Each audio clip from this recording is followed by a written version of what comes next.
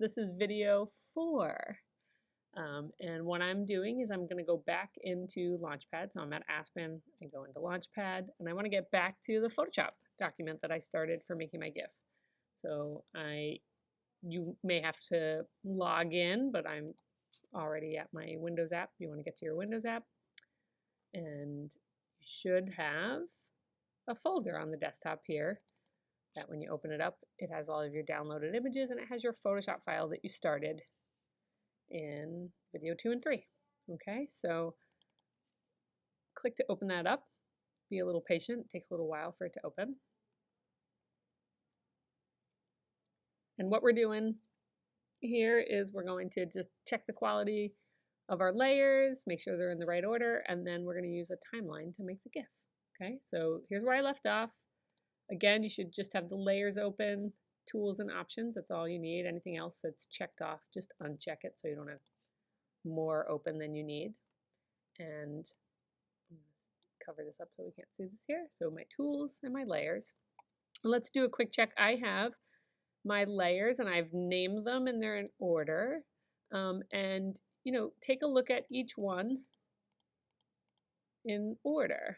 Okay, so here's number 1. That's going to be my first frame. Looks pretty good. Here's number 2. I'm going to show you, here is a step that you can do depending on your piece. For each one of these, you could go to Image, Adjustment.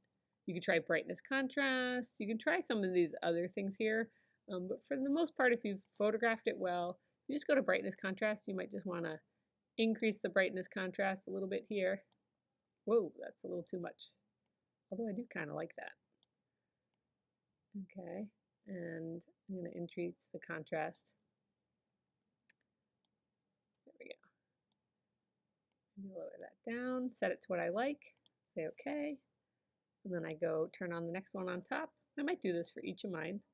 You know, you could try setting like a standard number for each one, you know, based on the last one, but each photograph is going to be a little different because you probably took it at different times. Oh, so you want to see what's happening here? I'm adjusting this and I don't see anything happening, and that's because I'm still in this last layer. I have to make sure I'm in this layer. Good, so that's a nice, little things like that will happen. You always want to pay attention to what layer you're in and what layers are visible and what order they're in. So image side, let's try that again now.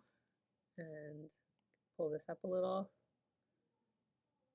Pull this up a little. Ooh, looks pretty good. I like it. I'm going to try. Now I'm going to go to frame 3, turn it on. I could try, you know, I'm pulling these arrows. I could try just like punching in some numbers, seeing how it looks and tweaking each one a little bit. I want to like lower that. 25 seems like a good spot for each one. Number 4. So these sort of adjustments, you could have done them before you even, you know, uploaded and downloaded your images.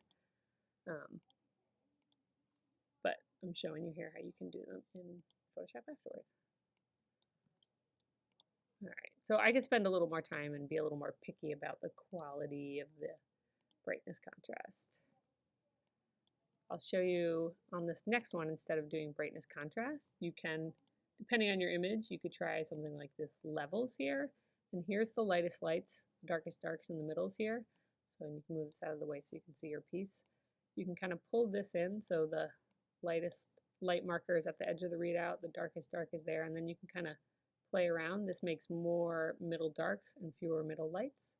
This would make more middle lights and fewer middle darks, right? So you could do something like maybe some of your earlier frames you make lighter and then they get darker.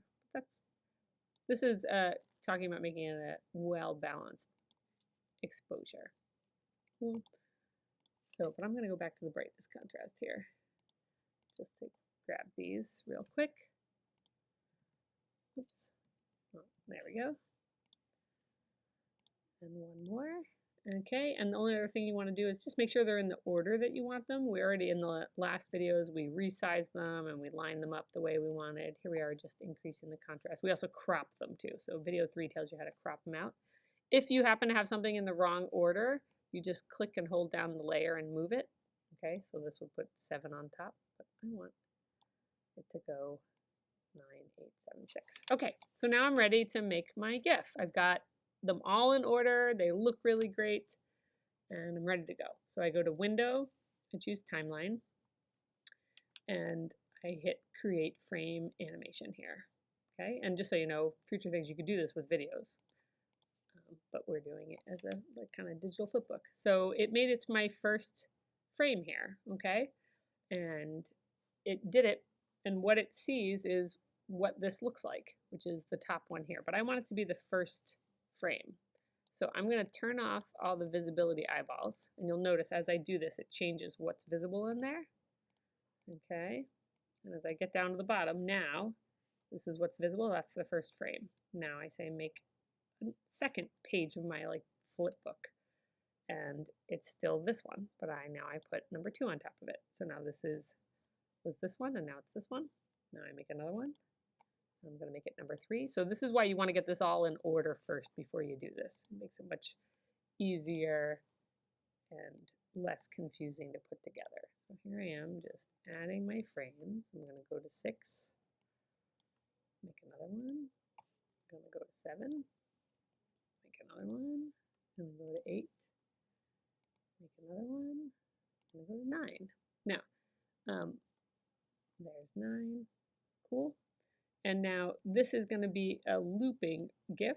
So it's going to go 1, 2, 3, 4, 5, 6, 7, 8, 9, and back to 1, which I could do that. I could also have it go back down too if I wanted to. So if I wanted to go 8, I would make 8 visible there. And go down to 7, 7, then go down to 6, go down to 5, go down to 4, go down to 3, 2, and I don't need to add 1 because it's going to loop back to 1 here. Okay, so this is, I could have had just 9 frames, but I've sort of almost doubled it. So now when I click the play button here, and I've had these all set to 0 seconds, so it's going to flip really quickly. There it goes. I don't know if I like having it go all the way back. Right? Kind of moves a little too much. I think, first of all, I would try, I'm going to stop it and make these go slower. So I'm going to change it to, I could try 0.2, I'm going to try 0.5. I'm going to have it flip much slower. 0.5 might be too slow. And maybe I'll see how this looks, and I might get rid of the countdown ones. I might just have it go to 9 and then start all over again instead of having it go down. But these are things that I might want to play with. Cool. There we go. All right, so let's try it now. Yeah, this fast for this type of imagery wasn't so good. I like it much slower. So you can play around, and you obviously just have to go through and change all of them.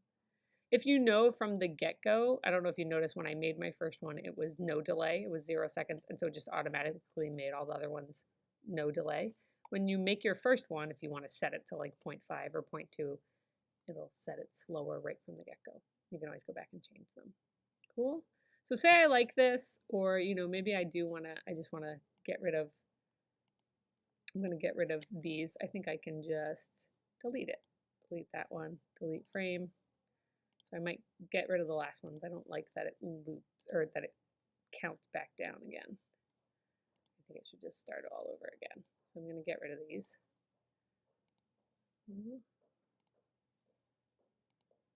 That one. That one. Okay, so I'm going to try it now.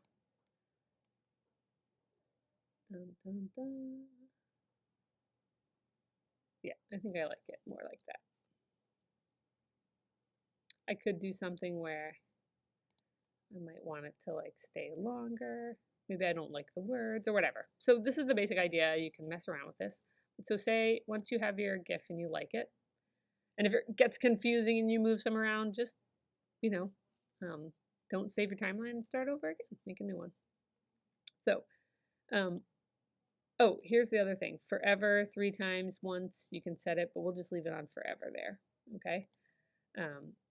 So now I'm ready to, I can file save as my Photoshop so that I keep that document, right? So here's my GIF, my name. I can call this like GIF final. I'm going to save it as a Photoshop file in case I want to, add on to it or revisit it or something.